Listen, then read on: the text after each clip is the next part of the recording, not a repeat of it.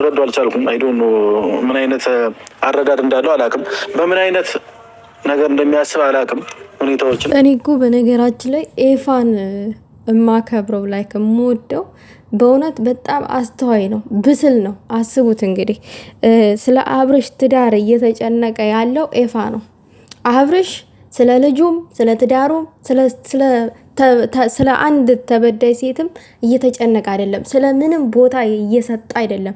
አሁን ቦታ የሰጠውና ልቡ ያለው አንድና አንድ ሄርሜላን ማዝናናት፣ የሱ ልብ ያለው እዛ ነው። በቃ የሩታን ወንድሞች አስቆጥቷል። ጭራሽ ባለበት ቦታ እንሄዳለን ያሉት በቃ መሆንም ያለበት ነው። እንኳን የሩታን ወንድሞቿን ይቅርና እኛን አስቆጥቶናል እየተደረገ ያለው ነገር። ምክንያቱም ልክ አይደለማ።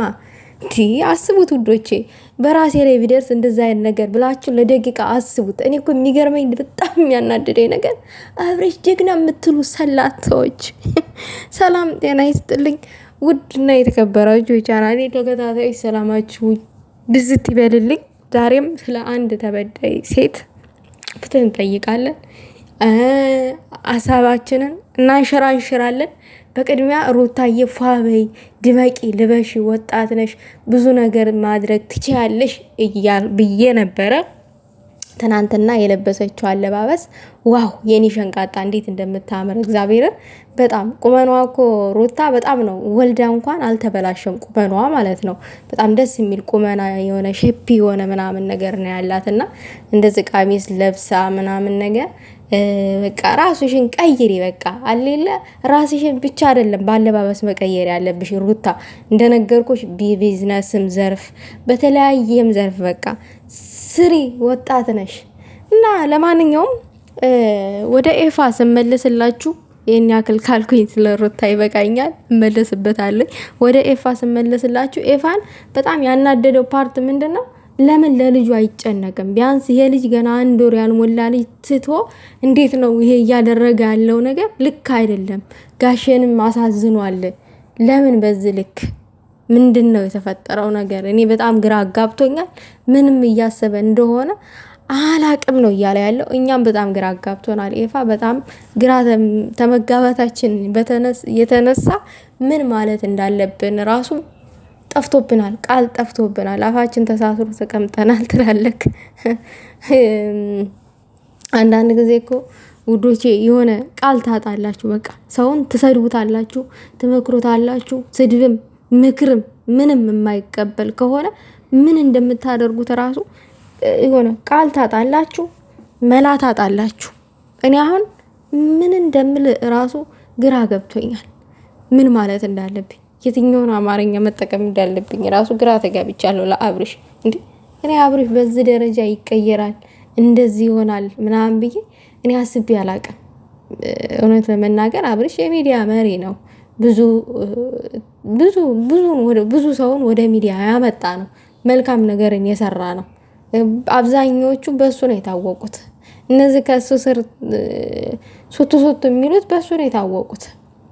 ዛሬ ላይ ግን የሱን ትዳር ለማፍረስ በዚህ ደረጃ መሄድ በጣም ነውር ነው። የሩታን ወንድሞች ያስቆጣው ምንድነው ያደረገው? እዚህ ጋር ሴትን ጥሎ እዛ ደብረ ዘይት ላይ አሸሸ ገዳይ ምን የሚሉት ነው? ባለበት ቦታ እንሄድለታለን ነው ያሉት። ሩታም እንደዛው ልክ ናት። ከዚህም በፊት እኮ ነግረዋታል። በቃ አይሆንሽም ብለው ነግረዋታል። ሩታ ማለት ነው ነገሩ የሚስተካከል መስሏት ነው እንጂ እሱ አይሆንሽም፣ የሚሆን አይደለም፣ ከስህተቱ አይማርም ብለው ስንት ጊዜ ተናግረው ነበረ። የተናገሩን ነገር ደግሞ ይሄው በተግባር እያሳየ ነው። በተግባር ከዛ የባሰ ለዛውም ማለት ነው። ከዛ የባሰ በተግባር እያሳየ ነው ያለው።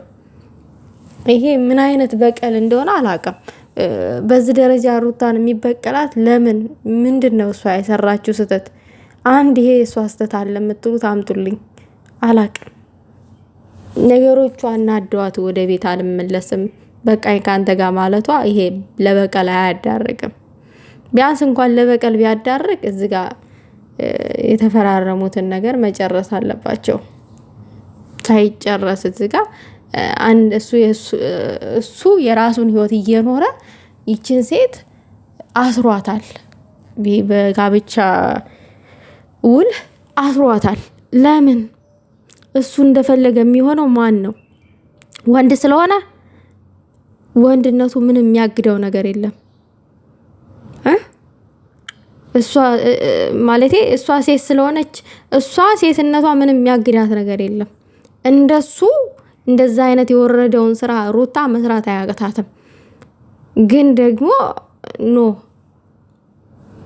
አብሪሽ እዛ ጋር ስለተጨመላለቀ ከማንንም ሀለሌ ባልቴት ጋራ ሩታ የምትጨመላለቅበት አንድም ነገር የላትም።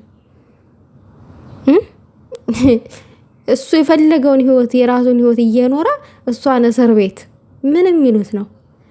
በጣም የሚደብር ነገር ነው። እኔ ከቻላችሁ ወንድሞቿ ሩታን ከዚህ ህይወት ውስጥ አውጧት።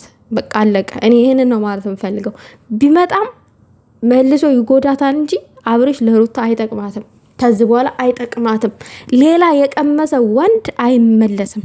አለቀ። አይመለስም። ሚስቱን አስቀምጦ ሌላ ጋር የሄደ ወንድ በቃ ቢመለስም ይችን ሚስቱን ለመግደል እንጂ በሰላም ለማኖር አይደለም። ሲጀመር ሚስቱን ቤት አስቀምጦ ከሌላ ሴት ጋር የተልከሰከሰ ወንድ ለትዳር አይሆንም። በቃ እዛ ጋር ለትዳሩ ክብር ሳይሰጥ፣ ለሚስቱ ክብር ሳይሰጥ፣ ለልጁ ለተወለደው ልጅ የትኛው አገር ላይ ነው ገና ህፃን ልጅ 1 ወር ሳይሞላው የትኛው አገር ላይ ነው ሌላ ሴት ጋር እንደዚህ? የትኛው ወንድ ነው እንደዚህ በሚዲያ እንደዚህ ይውልኝ ጉዴን ብሎ ይወጣ? የትኛው ወንድ ነው?